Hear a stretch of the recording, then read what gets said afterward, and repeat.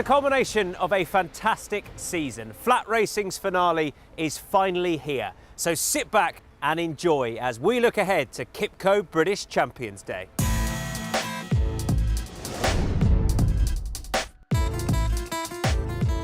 Cracksman is looking to cap a superb season for trainer John Gosden by giving him his first winner in the QIPCO Champions Stakes. Ribchester returns to Ascot looking to break Richard Fahey's Champions Day duck. And racing fans will be out in their masses, cheering home the Big O in the Long Distance Cup. I'm joined by Chris Dixon as ever as we look ahead to QIPCO British Champions Day, and very soon, Chris, the paddock behind us will be absolutely bustling with people looking forward to a stellar day's racing. Yeah, and a fantastic card it is as well. Another QIPCO British Champions Day to look forward to. The weather pretty blustery in the build-up. We'll see how wet it gets in the build-up and crucially what the ground conditions are.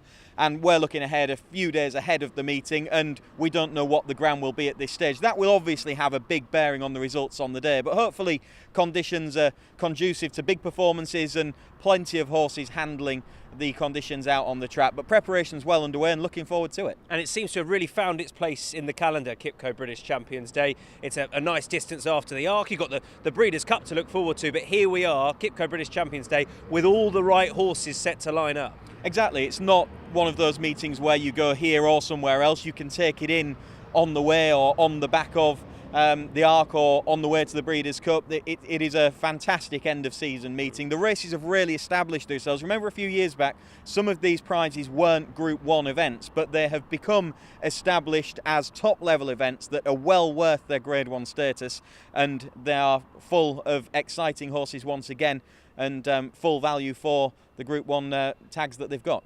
Absolutely. We'll be getting stuck into our big race analysis very shortly. But first of all, Chris has mentioned the ground and what it's likely to do. Well, the man in the know with regard to that is Clerk of the Course, Chris Stickles. Chris, really looking forward to QIPCO British Champions Day. As it stands at the moment, all the right horses set to turn up, and we're likely to have some big fields in the main races as well.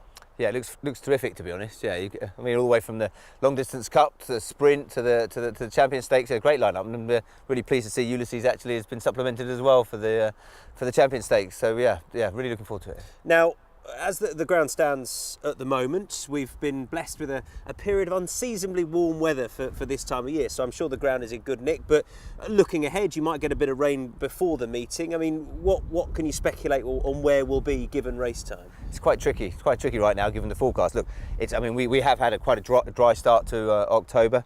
It's a very strange feeling today with this sky about now, but there's a drying breeze. The ground is beautiful right now. It's good ground.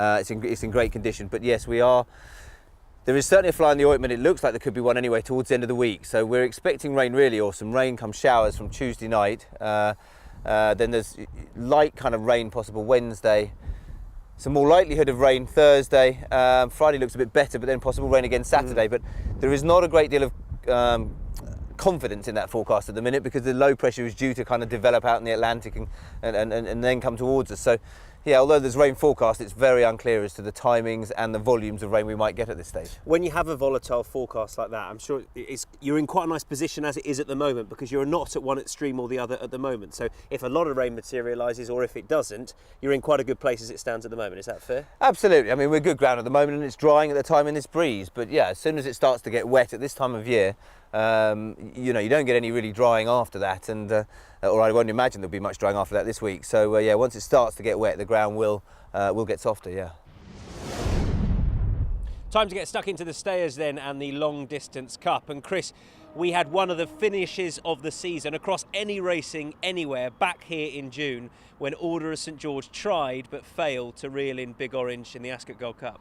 What a race that was. The attitude shown by Big Orange, big attitude in any. He's got a big attitude as well. He has. And a fantastic display from him from the front, fantastic ride, and he saw off that challenge of Order of St George. Order of St George for me was the horse who should have won on the day. I know he got out-battled and he did have every chance to go past to a degree, but he did a lot of running to get there, to even get to challenge Big Orange, who did have the run of things. Two fantastic horses, you say, and they had a great duel here back in June at the Royal Meeting. they are two of the key contenders once again. Worth remembering that we're back down at a shorter trip, but both horses are group quality performers over middle distances as well, so they've got that class. The classier of the two, I'm pretty sure, is Order of St George. Another good run from him in the Arc on his most recent outing, and since that defeat behind Big Orange, he has come out and won a couple of races in Ireland. He's won another Irish St Leger. Before that, he won a prep for the Irish St Leger, so he's got his season really back on track. Not that you can say he was particularly disappointing at Royal Ascot. For all that he was beaten at Royal Ascot, it was only by a narrow margin, and he ran another very good race, so he arrives here in really good form. I just want to reflect upon last season. He was sent off right at the top of the market for this last year, and he disappointed. He's taken in exactly the same races en route to this, so is that a word of warning to any backers of Order of St George with last season in mind? It has to be a bit of a worry, doesn't it, because last year, as you say, he ran a great race in the Arc. He arrived here in very good form, just as he does this time around, and yet he didn't fire. It was maybe just a run too many for the season.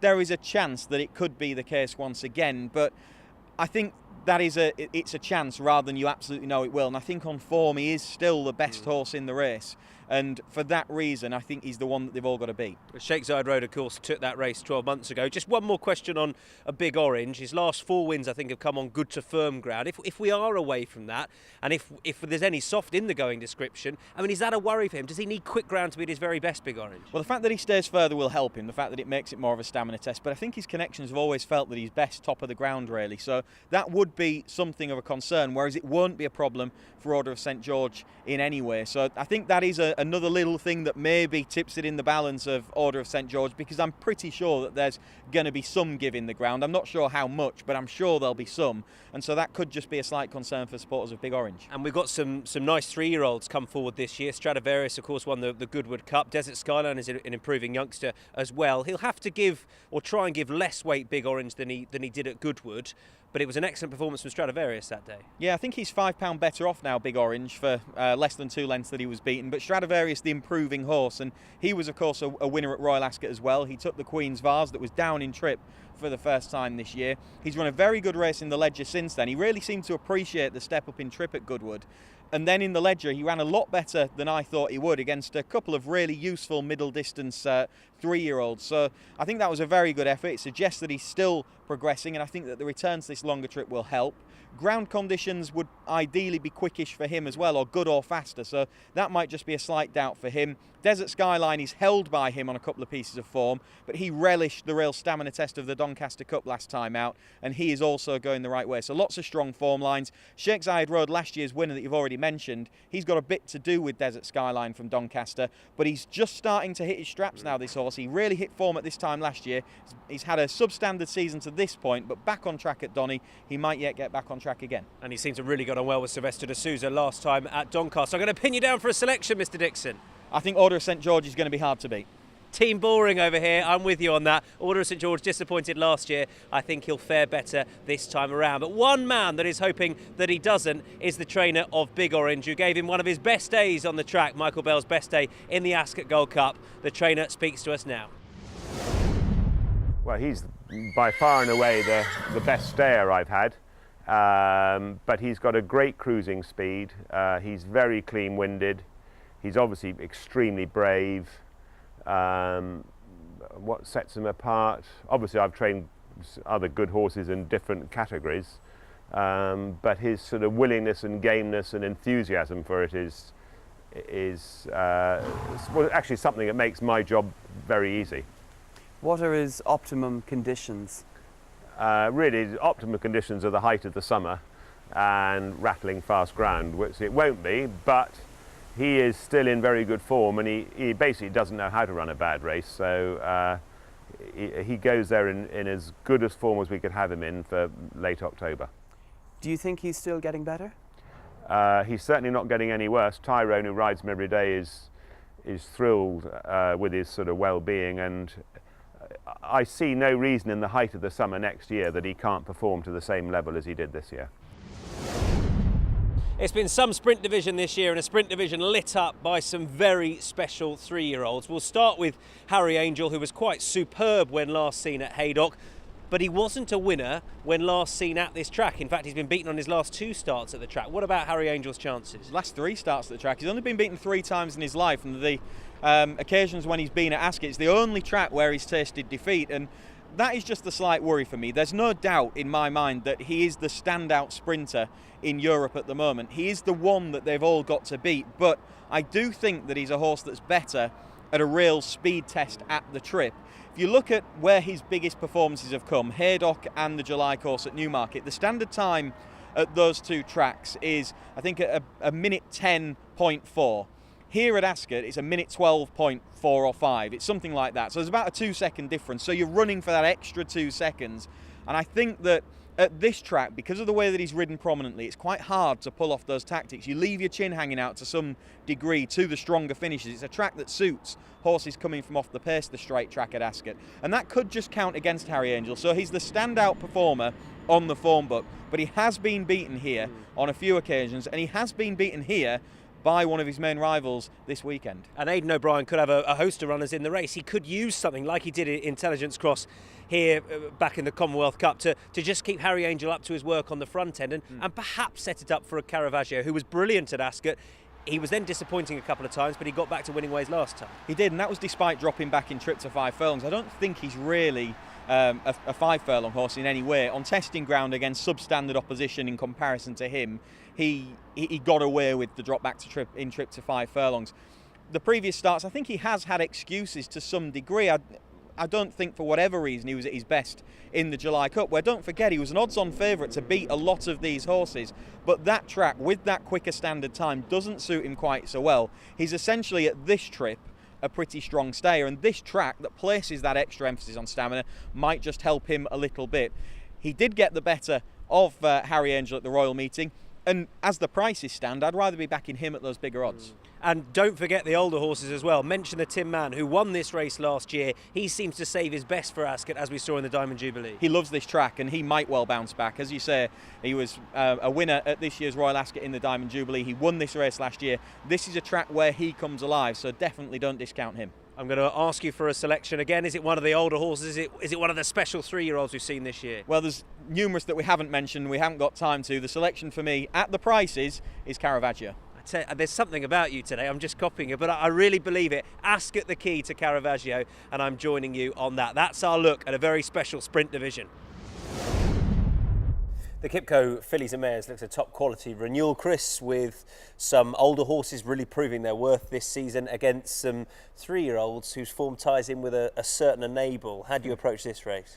Well, I think conditions are going to be extremely important, but if you're judging it that we're going to get some give in the ground, then I think Batil could be the one to go with. The Prix Vermeil in many ways is going to be the key form line. Journey, who won this race last year, was second 2 years ago, finished second in that race and got back to form, but she wasn't good enough to get the better of the improving Batil, who's won her last 3 starts, and the key to her really is getting on soft ground. She was moved over to France this season so that she got that easy ground with more regularity, and they didn't have to travel her to get it. She just had it at home, really, and she's really taken off for that as a result. I think when David Simcock had her, he always felt that she was a top class filly in the making, and she's really taken her form to a new level this year. She was very impressive in the Vermeil, and I think if the ground is softer than good, then she will be very hard to beat in the filly and mare.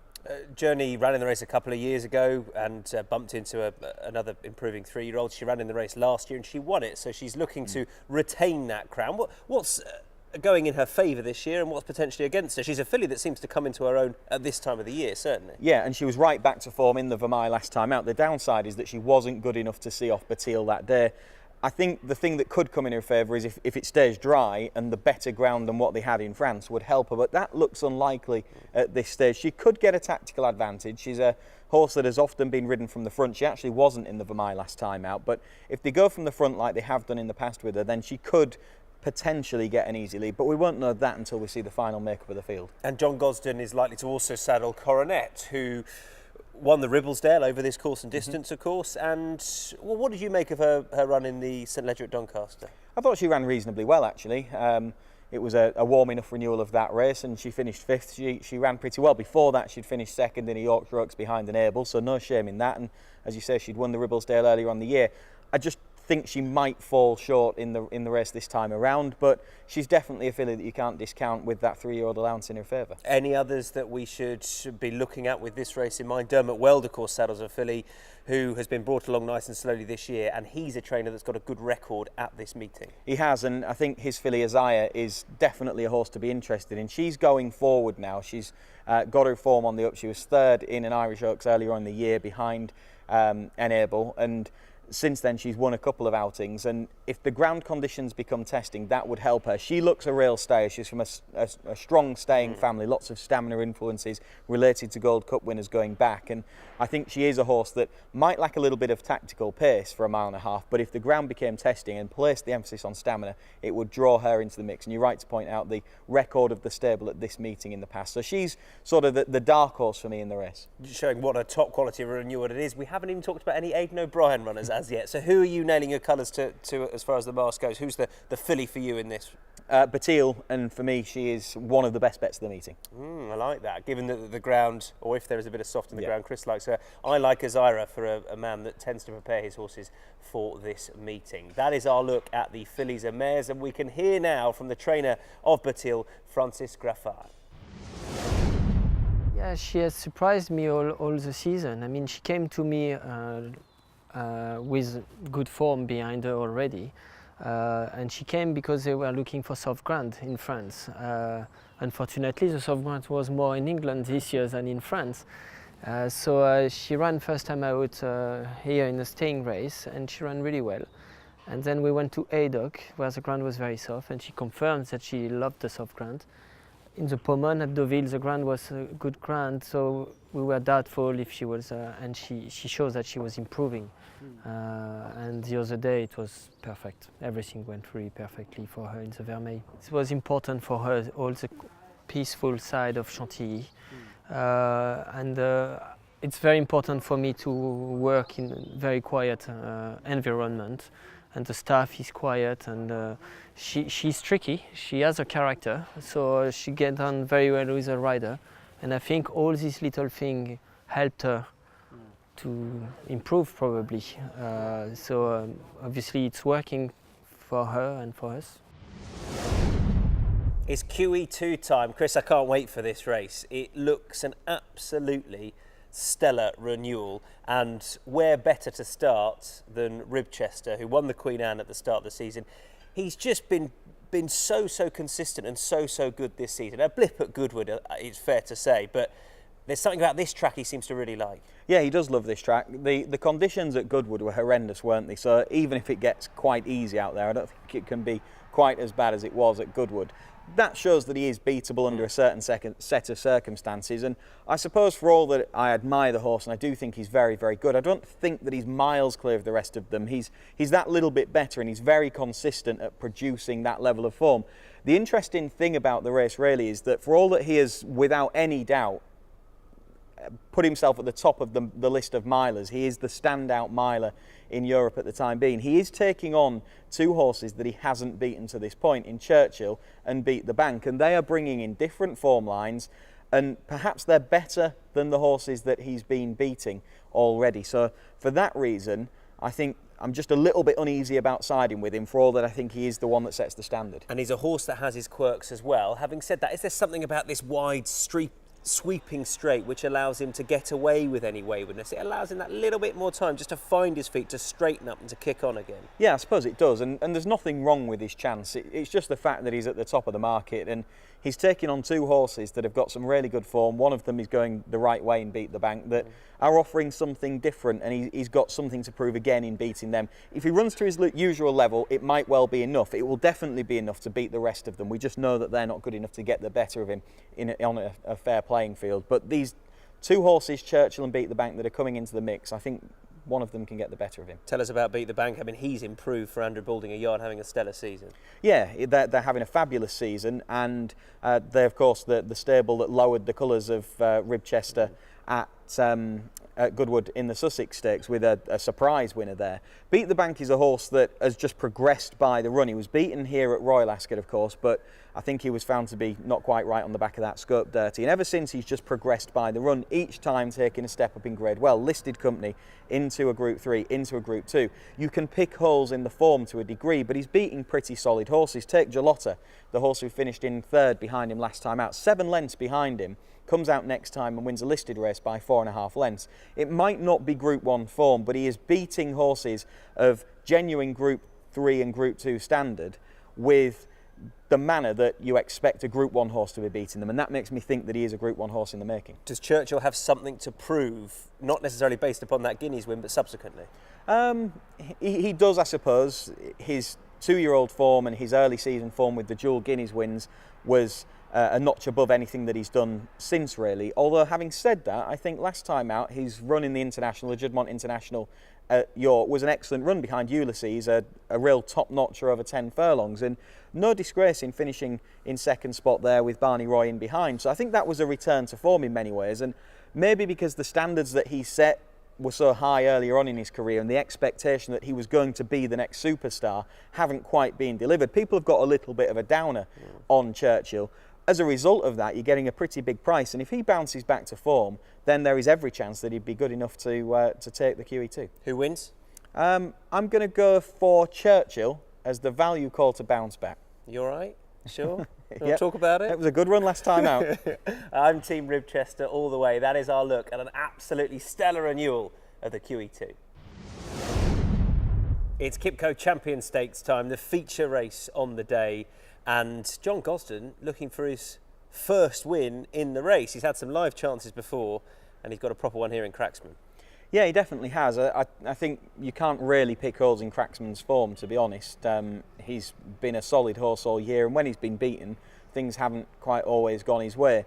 I think the one chink that he's got in his armour in many ways is that, not flat spot, that would be overdoing it, but he can just get a touch outpaced in his races, and he's basically a strong galloper who stays very well over 1.5 miles, and I do just worry a little bit about dropping back in trip, even on this track, which will place enough emphasis on stamina. I suppose if conditions are testing and it creates more of an emphasis on stamina, that will help him to a degree.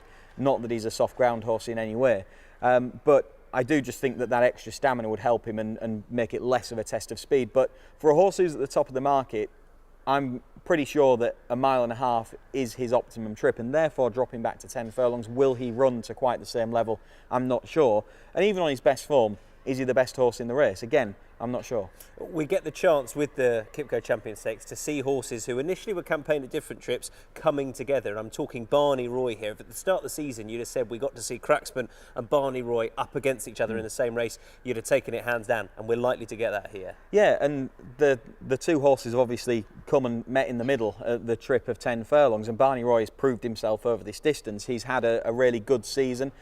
He was very good here at the Royal meeting during the midsummer, and he's got some really solid form, but he is held by Ulysses on a couple of pieces of form, both at York, where arguably did a little bit too much too soon, but also in the Coral Eclipse before that, where there wasn't much between them. But each time that they've met, he's been getting a 3-year-old allowance. He gets it again, but it's narrowing all the time, and the gap between the two from Sandown to York got that little bit bigger.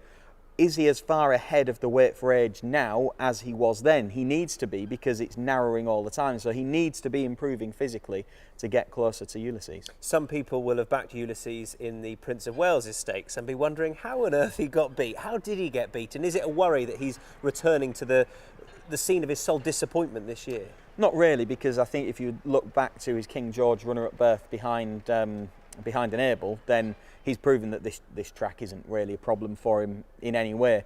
Also, if the rain arrives, he ran on easy ground on that occasion over a longer trip. I think the key to Ulysses is that for all that he stays 1.5 miles and he's run good races over 1.5 miles in the likes of the King George and the Arc, he's a better horse at 10 furlongs. That is his optimum trip. We've seen that in the Juddmonte International. We've seen that in the Coral Eclipse. Those races have been his peak efforts, and I think at 10 furlongs he is a real machine, and I think that he's the one that they've all got to beat. I just want to mention the draw very quickly. John Gosden said he's worried about it. 2 years ago, Jack Hobbs was poorly drawn. It didn't do him any favours. How big over 10 here can that draw be in your mind? It can be a factor. I think it's about what position you manage to get in early. A little bit depends on where you're drawn in relation to your run style. So you've got top flight riders who will work their way into the position that they want if they can.